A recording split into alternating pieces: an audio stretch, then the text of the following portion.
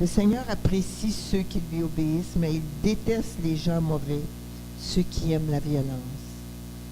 Dieu n'aime pas le mal, la méchanceté. Il aime ce qui est juste. Il déteste le mal.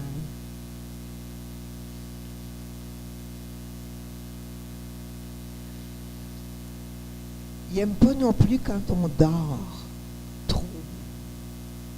Parce que vous savez qu'on peut s'endormir, on est dans la ouate et on s'endort. Si tu dors tout le temps, tu deviendras pauvre. Garde les yeux ouverts, tu mangeras ta faim. Lève les yeux. Hein? C'est ça cette année, notre leitmotiv. Lève les yeux. Car, là, je vois pas, là. Lève-toi. Car la lumière brille. Voilà. Voilà. Il faut lever les yeux. Il faut faire quelque chose. Dieu n'aime pas les paresseux. Le plaisir. Le plaisir, c'est bon, mais nous, les Québécois, on est-tu fort sur le plaisir? Hein?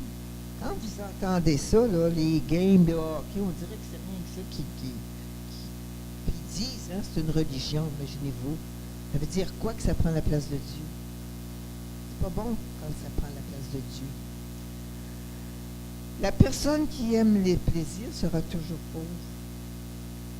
Les gens égoïstes trahiront les autres et seront violents. L'orgueil les rendra aveugles et ils aimeront le plaisir au lieu d'aimer Dieu. Il faut être capable de s'amuser, mais il faut savoir prioriser. Ça vient après Dieu, le plaisir.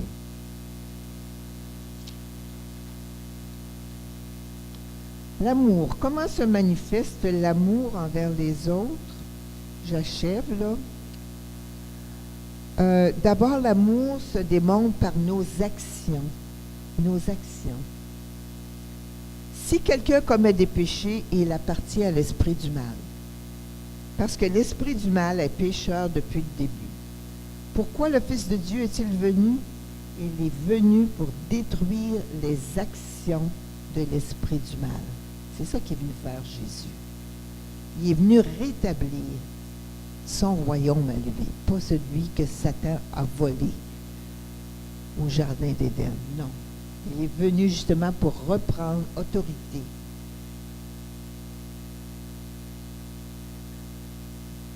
Je vais répéter ce que j'ai mentionné tantôt. Je fais une petite étude de ce temps-ci, puis Paul Goulet, un éducateur, disait: nos pensées impactent nos émotions. Nos émotions impactent nos choix. Nos choix impactent nos actions et nos actions impactent notre destinée. Tout part de nos pensées. C'est pour ça que la parole, puis la pensée, on pourrait dire notre cœur. Quand ça dit garde ton cœur plus que toute autre chose, car de lui viennent les sources de la vie. Les sources de la vie. L'amour se démontre par un don de soi. L'amour se démontre par notre obéissance. Et l'amour se manifeste dans tout ce que nous faisons. Tout ce que nous faisons. Quand j'étais jeune, j'avais peut-être juste 14 ans, j'avais été touchée par un leitmotiv que j'avais lu dans un livre. Puis je me rappelle même du nom de cette femme-là. Demandez-moi pas pourquoi je me rappelle de ce nom-là. Geneviève Annette de Goutel. C'est un nom qu'on veut se rappeler toute sa vie. Pourtant, moi, il est resté imprimé là.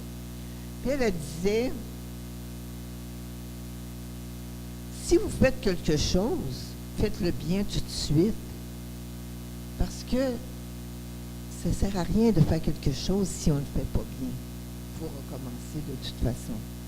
Mais quand je suis devenue chrétienne, j'ai commencé à lire dans Colossiens, j'ai vu ce verset dans Colossiens 3, 17, et je vous dis que c'était à peu près la même chose. tout ce que vous pouvez faire ou dire, faites-le au nom du Seigneur Jésus, en remerciant par lui Dieu le Père. Donc, ça veut dire, quoi qu'on fasse, que je mange, que je me lève, que je parle à quelqu'un, bien, le faire pour la gloire de Dieu, en remerciant Dieu le Père. Parce que j'ai cette capacité de me tenir debout, je suis encore en santé, vous aussi, je suis encore capable de parler, parce qu'il y en a qui sont plus capables de parler. Hein? La paralysie, ça peut venir d'un coup, puis tu n'es plus capable de parler. On est encore capable de marcher. On n'est pas hémiplégique, on n'est pas en fauteuil roulant. Donc, tout ce que j'ai à faire, je veux le faire pour la gloire de Dieu. C'est ce que Dieu veut de chacun de nous. Donc, le plus important de tous les commandements, tu dois aimer le Seigneur ton Dieu de tout ton cœur, de tout ton être, de toute ta force.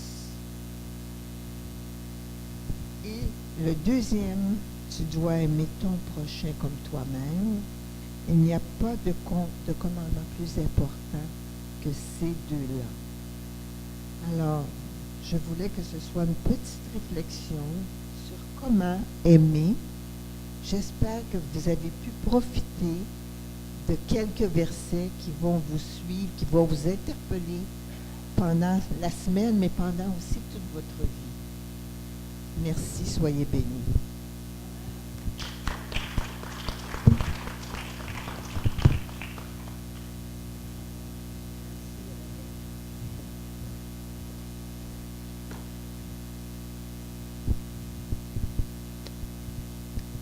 Il faut mettre ça maintenant en pratique. Qu'est-ce qu'on retient ce matin? Là, je vais vers vous. Qu'est-ce qu'on a retenu ce matin de ce que Monique nous a partagé? Pas tout le monde en même temps, là. Qu'est-ce qu'on retient? Moi, j'ai pris des notes, hein? Fait que j'ai plein d'affaires que j'ai retenues. Mais les choses plus particulières. Y a-t-il quelque chose qui vous a touché ce matin? Est-ce qu'il y a quelque chose que vous avez dit, hey, moi, je veux mettre ça en pratique maintenant?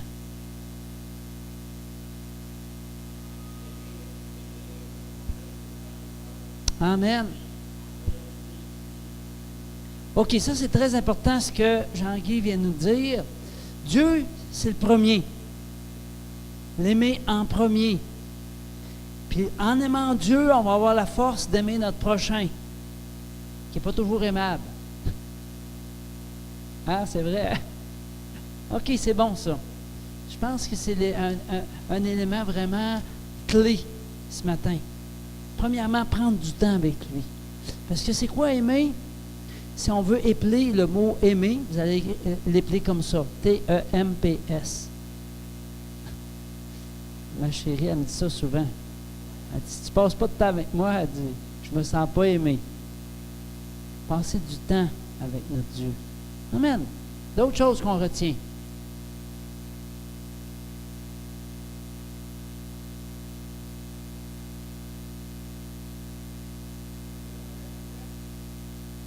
Oui. La joie.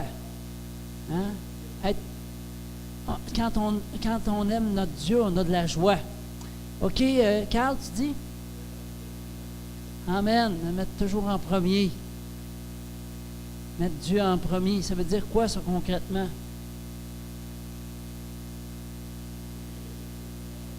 Oui, concrètement, là, dans ta vie de tous les jours, ça veut dire quoi?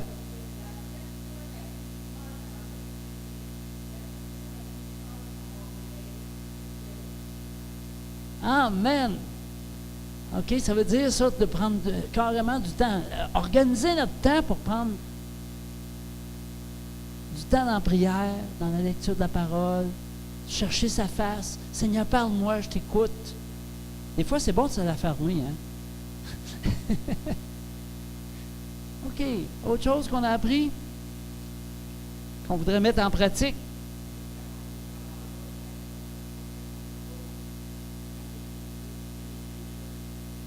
Amen. Donc, mettre ça à notre agenda, mettre ça dans nos priorités, c'était vraiment une chose qui est prioritaire.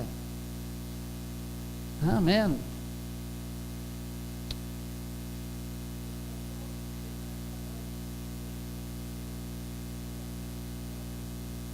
Oui. Mhm.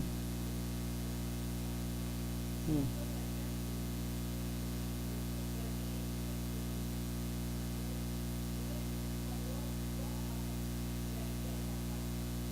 Amen.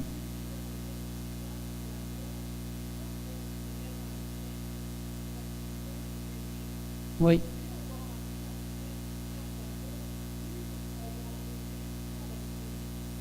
Amen. Méditez donc la parole. Quel verset, quel chapitre qui vous revient, qui parle de l'amour? 1 Corinthiens 13, entre autres. Hein? Amen. Le méditer, pas juste le lire, mais vraiment prendre du temps pour le savourer, le repasser dans notre tête. Puis se poser des questions. OK, Seigneur, tu me demandes d'aimer mon prochain. C'est qui le prochain en ce moment que je n'ai pas envie d'aimer? Hein? C'est des bonnes questions à poser, ça aussi. OK, d'autres choses qu'on a appris ou qu'on voudrait mettre en pratique?